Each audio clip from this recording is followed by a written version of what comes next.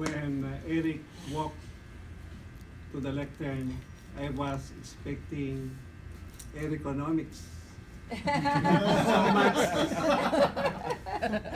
So much generosity and prosperity in the use of vocal variety, because he chose a topic that, to me, for today's sixth speech is excellent.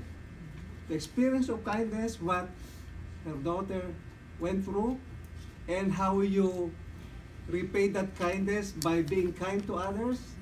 That's a rich source of a variety of vocal cords, you know. What do I like about your speech?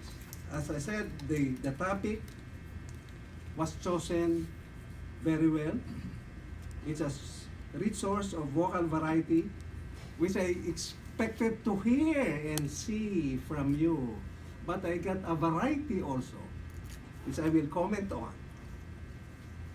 The volume, it needs a little, just a little improvement, because you should not sound monotonous, especially when you demonstrate what your daughter went through.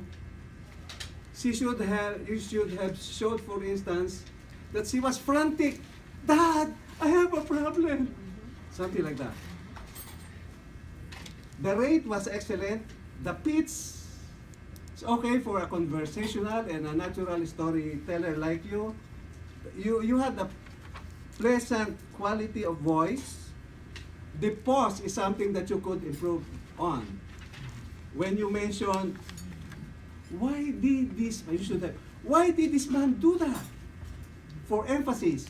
And you should have waited for a few seconds for the audience, you know, to think about it.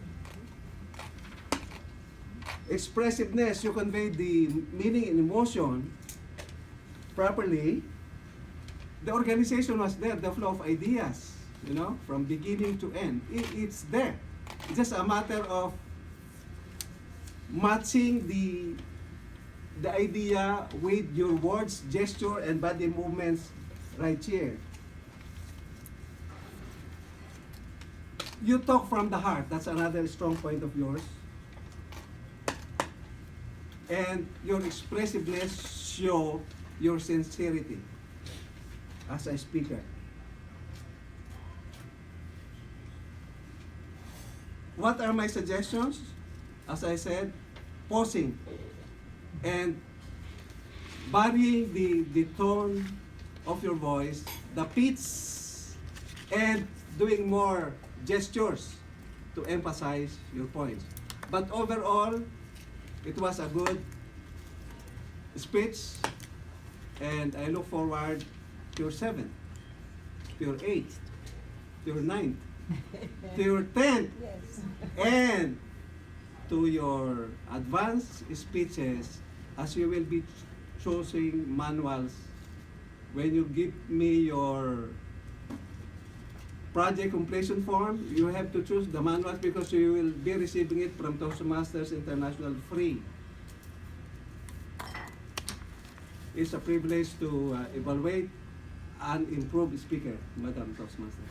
Madam General Evaluator, I'm sorry.